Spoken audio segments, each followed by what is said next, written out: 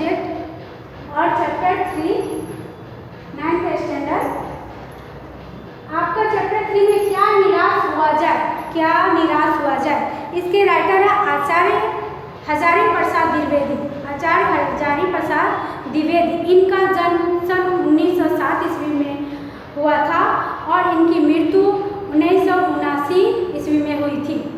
ये एक बहुत प्रसिद्ध साहित्यकार, जगत में निबंधकार, उपन्यासकार आदि लिखे हुए हैं। जैसे इनका अशोक का फूल, विचार प्रवाह, कल्पलता, निबंध संग्रह, ये सब उपन्यास और निबंध है।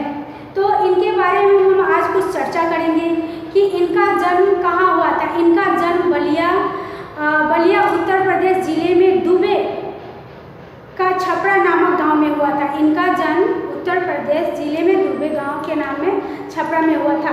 पारिवारिक परंपरा के अनुसार संस्कृत का अध्ययन इन्होंने शुरू किया था। पारिवारिक परंपरा के अनुसार इन्होंने क्या किया था, संस्कृत में अध्ययन किया था और हिंदू काशी विश्वविद्यालय से ज्योतिष आचार्य के में परीक्षा में उत्तीर्ण हुए थे। ये ज्योतिष आचार्य के परीक्षा में भी उत्तीर्ण हुए थे और गुरुदेव रविन्द्रनाथ के आश्रम में 1940 ईस्वी में 1950 ईस्वी में तक हिंदी भवन के निर्देशक रहे। कितने तक रहे? 1940 ईस्वी से 1950 ईस्वी तक। 1940 से पहले हम इनका लिखेंगे आचार्य हजारी प्रसाद द्विवेदी। हजारी प्रसाद द्विवेदी, ओके। इनका जन्म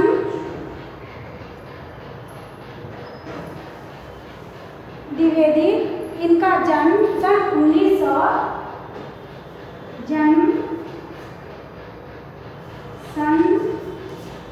1907 ईस्वी, निधन 1979 ईस्वी में हुई थी। सन 1979 ईस्वी, ओके। और ये इन्होंने 1940 से ईस्वी से 50 ईस्वी तक हिंदी भवन के निर्देशक रहे। 1940 से 19 ईस्वी से 50 ईस्वी तक क्या रहे? ये भवन के निर्देशक रहे। इन्होंने निबंधकार, साहित्यकार, उपन्यास, समालोचक और भी बहुत सारे पुस्तक लिखे हैं। और जिसमें आकाश का फूल है आपका, और रविन्द्रनाथ गुरुदेव इनके बहुत ही सुप्रसिद्ध साहित्यकार थे। और उनके बारे में मैं आपको ये बता दी कि आचार्य हजारी प्रसाद द्विवेदी का जन्म कहाँ हुआ था? बलिया में हुआ था, उत्तर प्रदेश में, ओके। तो इनके बारे में थोड़ा सा और भी चर्चा करेंगे कि ये क्या है, कैसे। प्रस्तुत निबंध में द्विवेदी जी ने यह समझाया है, प्रस्तुत निबंध में द्विवेदी जी ने यह समझाया है कि तत्कालीन भारतीय समाज में व्याप्त अनाचार केवल बाहरी स्तर पर ही नहीं, दिन प्रतिदिन ये बढ़ता ही जा रहा है और वास्तव में लोगों की मानवीय मूल्यों के प्रति आस्था कम हो जा रही है। हमें पेपरों अखबारों में रोज दिन क्या मिलता है देखने को? हजारी प्रसाद द्विवेदी बोलते हैं कि चोरी, डकैती, भ्रष्टाचार, ये सब ज़्यादा देखने को, सुनने को मिलते हैं। लेकिन ये सब होते हुए भी हमें कभी भी निराश नहीं होना चाहिए। क्या निराश हुए जाए, क्या निराश हुए जाए, हमें अपने कदम आगे ही आगे बढ़ाते ही जाना चाहिए और इसके मार्ग पे अच्छाई के साथ चलते रहना चाहिए। मेरा मन में कभी बैठ जाता है कि समाचार पत्र ठगी, ढोंगी, डकैती, चोरी, तस्करी मीन्स क्या होता है आपको यहाँ बता दें। कड़ी मतलब चोरी, ओके, तस्करी चोरी, तस्करी चोरी। और बहुत सारे ईमानदार आदमी, ईमानदार, देश में कोई ईमानदार आदमी ऐसा नहीं है कि नहीं है, बहुत सारे ईमानदार भी हैं और ऐसे हैं जो ईमानदार नहीं भी हैं। तो एक बहुत बड़े आदमी ने मुझसे एक बार कहा, हजारी प्रसाद कहते हैं कि एक बहुत बड़े आदमी ने मुझसे यह कहा कि इस समय सुखी वही है जो कुछ नहीं करता है। सुखी कौन है? वही है जो कुछ नहीं करता है। जो कुछ भी करेगा उसमें लोग दोष खोजने लगते हैं। क्या करते हैं? दोष खोजने लगते हैं। तो उनका कहना है कि आज के डेट में वही सुखी है जो कुछ नहीं करता है, लेकिन जो करता है उसमें दोष खोजते हैं। लेकिन हमें कभी भी अपने कर्तव्य से पीछे नहीं। जब हम काम करेंगे तभी तो हमसे गलती होगी। अगर हम नहीं काम करेंगे तो कैसे पता चलेगा कि हमने क्या किया। और जब तक आप कोई काम नहीं करेंगे तो आपको उसमें दोष और गुण कैसे देख सकते हैं कि आपने क्या किया। तो उन्होंने इसके सारे गुण भुला दिए जाएंगे और दोषों को बढ़ाकर चढ़ाकर दिखाया जाने लगता है। फिर उन्होंने क्या बोला कि आप दोष किसी में नहीं होते, यही कारण है कि हर आदमी में दोषी अधिक दिखता है और उसमें जो अच्छाइयाँ कम दिखती है। तो पहले देखने का भी नजरिया हमें थोड़ा सुधारना होता है। इसीलिए यह मैं आपको इसके बारे में थोड़ी बताऊंगी। क्या यही भारतवर्ष है जिसका सपना तिलक और गांधी ने देखा था? क्या यही भारतवर्ष है जिसने सपना गांधी जी ने और तिलक ने देखा था? रविंद्रनाथ ठाकुर और मदन मोहन मालवीय का महान संस्कृत सभ्य भारतवर्ष में किसी अतिथि के गौहर, अतिथि मीन्स मेहमान, अतिथि मीन्स क्या होता है? मेहमान, अतिथि मेहमान।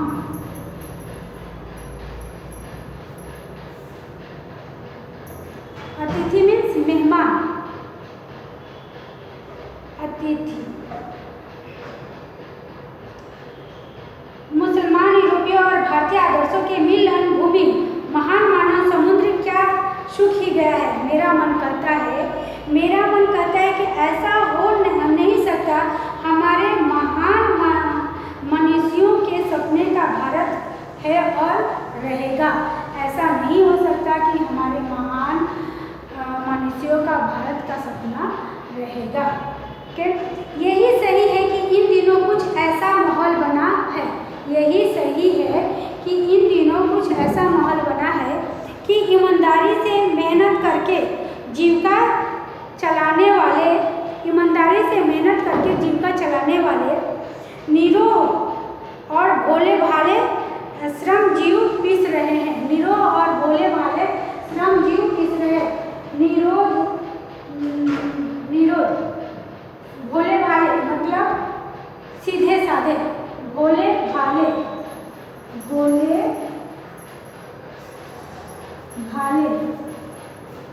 सीधे साधे,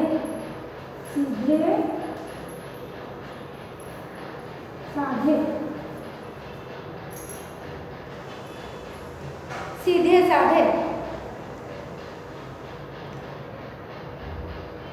ईमानदार को मूर्खता का पर्याप्त समझ जाने लगा। ईमानदार लोग मूर्खता का पर्याप्त समझ आने लगता है। वो समझ जाते हैं कि इसकी समझ कैसा है। सच्चाई केवल भीरू और बेबस लोगों के हिस्से में पड़ी है।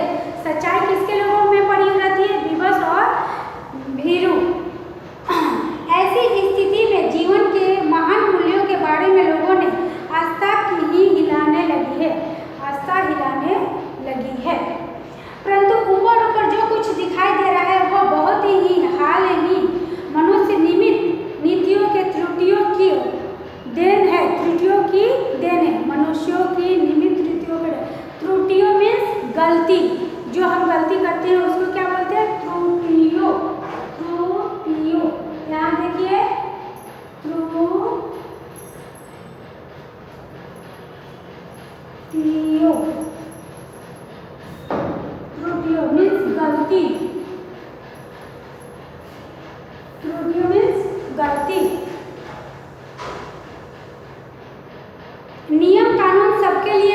जाते हैं। नियम कानून किसके लिए है? सबके लिए बनाए जाते हैं, पर सबके लिए कभी कभी एक ही नियम सुखकर नहीं होते। कभी कभी जो नियम हम बनाते हैं तो कभी कभी ऐसा होता है कि सबके लिए वो सुखदायी नियम नहीं होता है। सामाजिक कायदे कानून कभी कभी युग में बदलते रहते हैं, परीक्षित आदर्शों से टकराते हैं। इससे ऊपरी सतह अलोरित भी होती है। पहले भी हुआ है, आगे भी होगा। उसे यह देखकर हताश हो जाना ठीक नहीं है। हताश मतलब निराश होना। हताश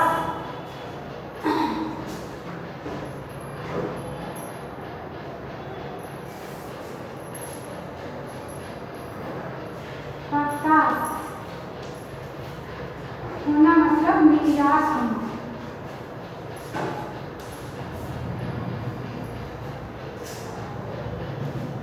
निराश होना। हताश मतलब निराश होना। भारतवर्ष में कभी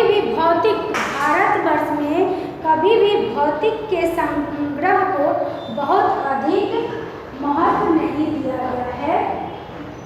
सबकी दृष्टि से मनुष्य के भीतर महान अतिरिक्त तत्व स्थिर भाव से बैठा हुआ है। महान अतिरिक्त स्थिर भाव से बैठा हुआ है, वही चरम और परम है। लोभ मोह काम क्रोध आदि। लोभ मोह काम क्रोध आदि। लोभ मीन्स लालच। लोभ मीन्स क्या होता है? लालच।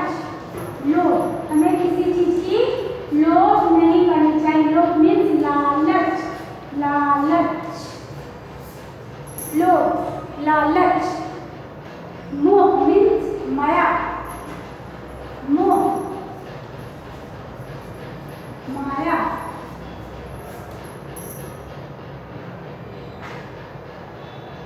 दृष्टि माने देखना, नैन।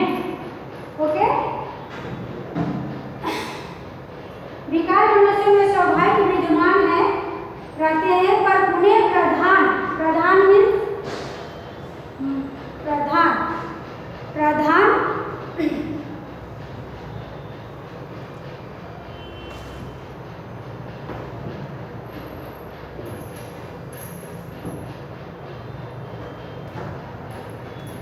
प्रधान मान लेना और अपने मन को प्रधान मान लेना और अपने मन को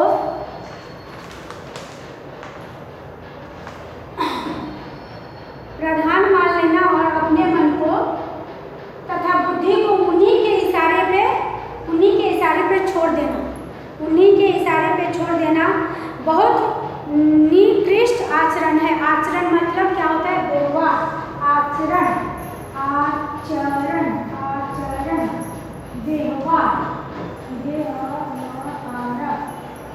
ओके। आचरण व्यवहार।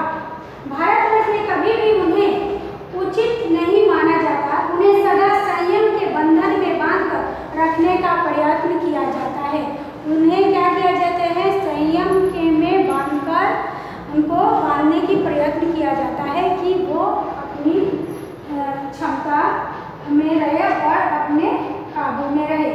परंतु भूख की अपेक्षा नहीं की जा सकती। बीमारी के लिए दवा की अपेक्षा नहीं की जा सकती, इसलिए भूख की अपेक्षा। गुमराह को ठीक रास्ते से ले जाने का उपाय के अपेक्षा नहीं की जा सकती। हुआ है कि इस देश में कोटि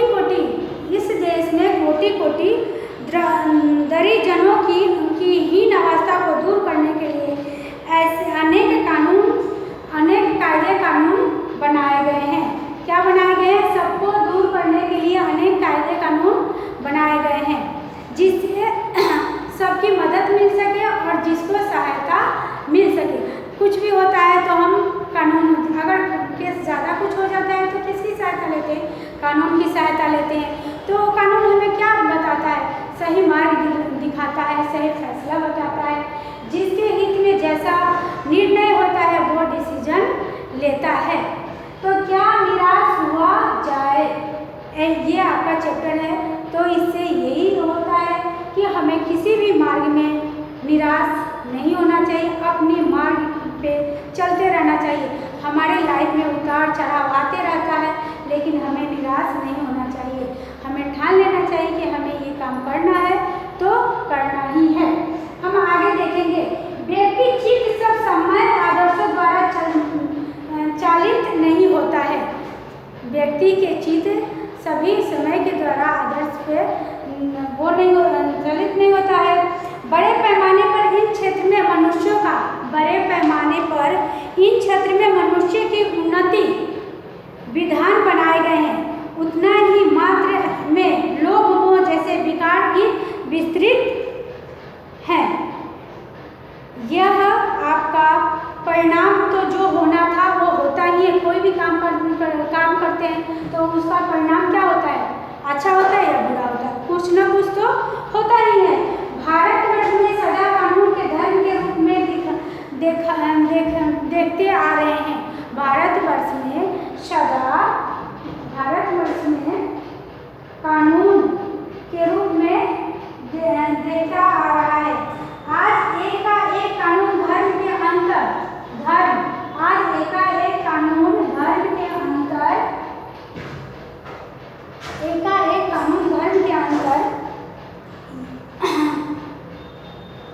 कर दिखाया है।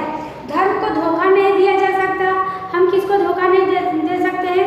धर्म को धोखा नहीं दिया जा सकता, कानून को दिया नहीं जा सकता। यही कारण है कि लोग धर्म भीरू है, वे कानून की त्रुटियों से लाभ उठाने में संकोच नहीं करते हैं। त्रुटियों, गलती तो हमें ये भी रहता है कि हम अगर कोई गलती करेंगे तो कानून हमें सजा देगी। इस बात के पर्याप्त प्रमाण खोजे जा सकते हैं कि समाज के ऊपरी वर्ग में चाहे जो भी होता रहा है, भीतर भारतवर्ष में अब यही अनुभव कर रहा है। चाहे जो भी समाज में होता रहा है, लेकिन भीतर भारतवर्ष में यही अनुभव कर रहे हैं। वे दब अवश्य गए हैं लेकिन नष्ट नहीं हुए हैं। क्या कर रहे हैं वे? कि दब अवश्य गए हैं लेकिन हम नष्ट नहीं हुए हैं। आज भी वो मनुष्य से प्रेम करता है। आज भी वो क्या करता है? मनुष्य से प्रेम करता है। मनुष्य से प्रेम करता है, महिलाओं का सम्मान करता है, झूठ चोरी और गलत को समझता है। कानून के अंदर महिलाओं का सम्मान करता है, झूठ चोरी गलत को भी वो समझते हैं। दूसरे की पीड़ा को समझना भी मनुष्यों की बहुत ही स्वाभाविक रूप होता है। हम अगर एक दूसरे की पीड़ा को समझ सकते हैं तो उनकी समस्या का समाधान कर सकते हैं। यही साबित करता है कि हम ऐसी चीज़ों को गलत समझते हैं और समाज में उन तत्वों को प्रतिष्ठा कम करना चाहते हैं। हम ऐसी गलत चीज़ों को समझते हैं कि समाज में उनकी प्रतिष्ठा को कम समझते हैं। जो गलत तरीके से धन या मान संग्रह करते हैं, दोषों को पर्दाफाश करना बुरी बात नहीं है। जो हम गलत भावों से लेते हैं, अगर हम जानते हैं कि इनके में कोई दोष है या गलत है, तो उसके बारे में हमें किसी को बताना हमें दोष नहीं माना जाएगा और उसको गलती हम नहीं मानेंगे। बुराई यह मालूम होती है कि किसी के आचरण के गलत पक्ष को उद्घाटित करते समय उसमें रस लिया जा सकता है और दोषों को उद्घाटन के एकमात्र कर्तव्य मान लिया जाता है। बुराई में रस लेना बुरी बात है, अच्छाई में उतना ही रस लेकर उजागर करना अच्छी बात है। कबीर जी क्या कहते हैं कि बुराई जो करता है उसमें ज़्यादा हमें दिलचस्पी नहीं लेनी चाहिए, इंटरेस्ट नहीं लेना चाहिए। ये गलत बात है। अगर कोई अच्छा काम करता है तो उसमें अच्छाइयों में डीप तक जाके उनकी अच्छाइयों को हमें अपनाना चाहिए, सीखना चाहिए। तो ये हमारे लिए अच्छी बात है। ओके। एक बार रेलवे स्टेशन पर टिकट लेते हुए गलती से मैंने 10 के बजाय 100 रुपये नोट दे दिया था। क्या किया था? एक बार जब टिकट लेने गए थे तो उन्होंने क्या किया कि गलती से उन्होंने 10 रुपये दे दिए थे, उन्होंने पैसा ज़्यादा दे दिया था। जल्दीबाजी में गाड़ी आकर बैठ गई। थोड़ी देर में टिकट बाबू उन दिनों को सेकेंड क्लास में डिब्बे में हर आदमी का चेहरा पहचानता हुआ उपस्थित हुआ। वो क्या किया? टिकट वाला चाहता था और वहाँ उपस्थित हुआ, माने वहाँ आना, उपस्थित हुआ। फिर उसके बाद वो क्या कर रहे हैं, जब वो उसने मुझे पहचान लिया और बड़ी विनम्रता से, विनम्रता मीन्स आदर से, विनम्रता, विनम्रता आदर से, बड़ी विनम्रता से आदर पूर्वक वो क्या कर रहे हैं, उनको आदर पूर्वक विनम्रता के साथ डब्बे में रखे हुए, और यह बहुत गलती हो गई है भी नहीं देखा कि मैंने नहीं देखा उसके में कितने पैसे हैं। उन्होंने गलती से रख ली थी, वो पैसा देखे नहीं थे कि उसमें उन्होंने ज़्यादा पैसा दे दिया है। कैसे कहूँ कि दुनिया में सच्चाई और ईमानदारी लुप्त हो गई है। वो कह रहे हैं मैं कैसे कहूँ कि दुनिया में सच्चाई और ईमानदारी लुप्त हो गई है।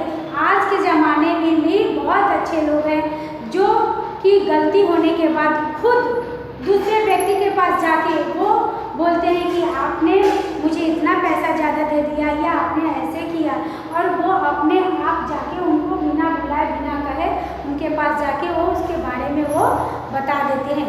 तो दुनिया में आज भी अच्छे लोग हैं, ऐसा नहीं कि अच्छे लोगों की कमी है। एक बार मैं बस यात्रा कर रहा था, मेरे साथ मेरी पत्नी और 3 बच्चे भी थे।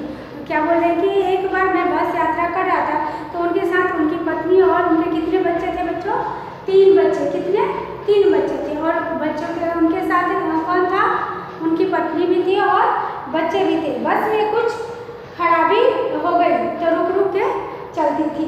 गंतव्य में कोई 5 मील पहले ही एक निर्जन सुनसान स्थान में बस ने जवाब दे दिया था। जब वो बस से जा रहे थे तो कहीं सुनसान जगह पे क्या किया, बस जवाब देना, यानी कि ये बताना कि वो अब आगे नहीं बढ़ेगी, यानी कि वो जवाब देना यानी कि खड़ा हो गया था। तो वो फिर बस यात्रा में घबरा गए। कंडक्टर ऊपर गया और साइकिल लेकर चलाता बना। लोगों के संदेह हो गया कि हमें कहीं धोखा तो नहीं दे रहा है। कंडक्टर जब बस खराब हो गई तो वो उतर जाता है और साइकिल लेकर वो जा रहा होता है, तो उन लोगों को ऐसा लग रहा है कि किसी ने मुझे धोखा तो नहीं दे दिया। बस में बैठे लोगों ने तरह तरह की बातें शुरू कर दी। किसी ने कहा यहाँ डकैती होती है, तो 2 दिन पहले इसी तरह एक बस को लूट लिया गया था। वहाँ क्या बोल रहे हैं कि यहाँ ऐसे ही डकैती होती रहती है, और किसी ने यहाँ 2 दिन पहले बस को लूट लिया था। तो वो उसमें जो भी पैसेंजर थे, जो भी मुसाफिर थे, वो घबरा रहे थे कि कहीं हमारी भी बस लूट न ले जाए। परिवार सहित अकेले में ही था। बच्चे पानी पानी चिल्ला रहे थे, पानी कहीं ठिकाना न था। उस ऊपर से आदमियों का डर समा रहा था। बच्चे को प्यास लगी थी कि मुझे पानी चाहिए, पर वहाँ पानी कहीं दिख नहीं रहा था, और वो उनको ये भी डर लगता था कि कहाँ यहाँ डकैती चालू न हो जाए। कुछ नौजवानों ने ड्राइवर को पकड़कर मारने पीटने का हिसाब बनाया। कुछ क्या किया, जो उसमें गाड़ी में जो पैसेंजर बैठे थे ना, तो वो ये सोचने लगे देखिए ना हम ड्राइवर को मारने का प्लान बनाए और उनको मारने की कोशिश करें। ड्राइवर के चेहरे पर हवाइयाँ उड़ने लगी। लोगों ने उसे पकड़ लिया। ड्राइवर के चेहरे पर क्या उड़ने लगी, हवाइयाँ उड़ना, मतलब होश उड़ जाना। ओके, फिर वे बड़े कतार से ढंग से मेरी ओर देखने लगे। बोले हम लोग बस का कोई उपाय करेंगे। वो क्या करेंगे, कोई उपाय करेंगे। वो लोग उनको कंटिन्यू देखने लगे कि ये क्या कर रहे हैं। इनकी बातों में मत आइए, धोखा दे रहा है। कंडक्टर को पहले से डाकुओं के यहाँ भेज दिया है। उसने, दूसरा व्यक्ति ने क्या बोला कि इनकी बातों में मत आइए, कंडक्टर ने पहले से ही डाकू को यहाँ भेज दिया है। मैं बहुत भयभीत था। भयभीत यानी कि डर जाना, भयभीत, डर, भयभीत, डर, भयभीत था। मैं बहुत भयभीत था। किसी तरह मारपीट से बचाया। डेढ़ 2 घंटे बाद बीत गए। मेरे बच्चे भोजन और पानी के लिए व्याकुल हो गए। 1.5-2 घंटे हो गए तो उनके बच्चे क्या कर रहे हैं, पानी के लिए भूख लगने लग रही है तो वो रोने लग रहे हैं कि मुझे भूख लगी है, प्यास लगी है। गिड़गिड़ाने का कोई विशेष असर नहीं हुआ। इसी से मैं क्या देखता हूँ कि एक खाली बस चली आ रही है और उस पर हमारा बस कंडक्टर भी बैठा हुआ है। वो क्या देखते हैं कि दूसरी जगह से खाली बस आ रही है और उस पर क्या कौन बैठा है, जो वो बस वाला कंडक्टर था वो बैठा हुआ है। उसने आते ही कहा, अड्डे से नई बस लाया हूँ, इस पर बैठिए। वह बस चलाने लायक नहीं है। वो क्या बोला कि मैं अड्डे से दूसरा खाली बस लेके आया हूँ, आप लोग इस बस में बैठ जाइए, मैं अड्डे से दूसरा बस लेके आया। तब तक उसमें जो पहले व्यक्ति बैठे थे उनके मन में क्या भावना हो रही थी कि ये कहीं गया है तो कहीं डाकू को तो नहीं लेके आया है, कहीं मुझे मारेगा तो नहीं। लेकिन उसने क्या किया था, दूसरा खाली बस लेके आया था कि ताकि इसमें जो भी हमारे आदमी बैठे हुए हैं वो इसमें सुरक्षित बैठ जाए। फिर मेरे पास एक लोटे में पानी थोड़ा सा दूध लेकर आया और बोला, पंडित जी मेरा उसने यही बोला कि थोड़े देर में लेके आता है। पंडित जी बच्चों का रोना मुझे देखा नहीं गया है, आप इस बच्चों को दूध और ये पानी पिला दीजिए। थोड़ा लेता यात्रियों में फिर से जान आ गई। यात्रियों में क्या है, सबने उसे धन्यवाद दिया और ड्राइवर से माफ़ी मांगी और 12 बजे से पहले ही सब लोग अपने अड्डे पर पहुंच गए। उन लोगों ने पहले उनके बारे में बहुत ही गलत सोचा था, लेकिन उसने बच्चों के लिए भी दूध पानी लेके आया और दिया कि आपके बच्चे की रोने की जो आवाज़ है वो सब मुझे बर्दाश्त नहीं हो रही है, तो आप इनको खाना खिला दीजिए, दूध पिला दीजिए और आप लोग इसमें सुरक्षित होकर चले जाइए। तो सबको बाद में ये एहसास हुआ कि हम लोग गलत थे, लेकिन वो जो ड्राइवर था, कंडक्टर, वो सही थे। कैसे कहूँ कि मनुष्यता एकदम समाप्त हो गई है। वो बोल रहे हैं, कैसे मैं कहूँ कि मनुष्यता एकदम समाप्त हो गई है, कैसे कहूँ कि लोगों में दया माया नहीं रही है। जीवन में न जाने कितनी ऐसी घटनाएं हुई है जिन्हें मैं भूल नहीं सकता। वो बोल रहे हैं कि जीवन में बहुत सी घटनाएं हुई है जो मैं भूल नहीं सकता, कि ठगा भी गया हूँ, धोखा भी खाया हूँ, परंतु बहुत कम स्थलों पर विश्वासघात नाम की चीज़ मिली है। वो क्या बोल रहे हैं, जीवन में मैंने बहुत धोखा खाया है, ठगे भी गए, लेकिन विश्वासघात बहुत कम मिला है। इसलिए इस संसार में आज भी बहुत अच्छे लोग हैं और आज भी अच्छाई है और आज भी सभी अच्छे हैं जो एक दूसरे को मदद करते हैं। केवल उन्हीं की बातों का हिसाब रखो जिनमें धोखा खाया है, तो जीवन कष्टकर हो जाएगा, परंतु ऐसी घटनाएं भी बहुत कम नहीं है जब लोग ने अकारण ही सहायता की है, निराश मन को और हिम्मत बढ़ाई है, निराश मन को हिम्मत बढ़ाई है। और कविवर रविंद्रनाथ ठाकुर ने अपने एक प्रार्थना गीत को भगवान से प्रार्थना की। कविवर रविंद्रनाथ ठाकुर ने अपने कवि से एक प्रार्थना की थी कि संसार में केवल नुकसान ही उठाना पड़े, धोखा खाना पड़े, तो ऐसे अवसरों पर भी हे प्रभु मुझे ऐसी शक्ति देना, हे प्रभु मुझे ऐसी शक्ति देना कि मैं तुम्हारे ऊपर संदेह न करूं।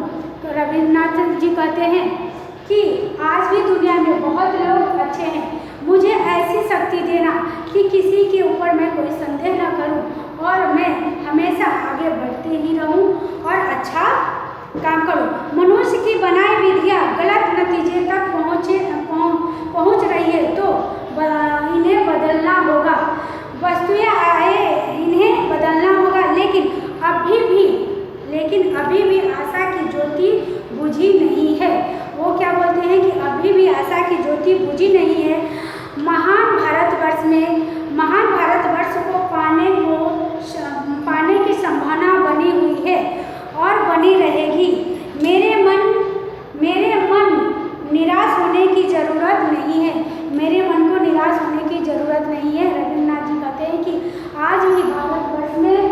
अच्छाइयाँ टिकी हुई है, इसलिए हमें अपने मन को कभी भी निराश नहीं होने देना चाहिए और दुनिया में एक दूसरे की सहायता करती रहनी चाहिए। आज मैं आप लोगों के बीच में से कोई शब्दार्थ वाले वर्ड जो थोड़े कठिन लग रहे थे वो मैंने लिखा है और अगले लेक्चर में मैं इसके बारे में और क्वेश्चन के बारे में, इसमें आपका मुहावरा भी है उसके बारे में भी मैं बताऊंगी। मन बैठ जाना उदास होना, मन बैठ जाना उदास होना, फलाना पर्दाफाश करना, भेद खोलना, पर्दाफाश करना, भेद खोलना, ऐसे मुहावरे हैं। तो हमें आचार्य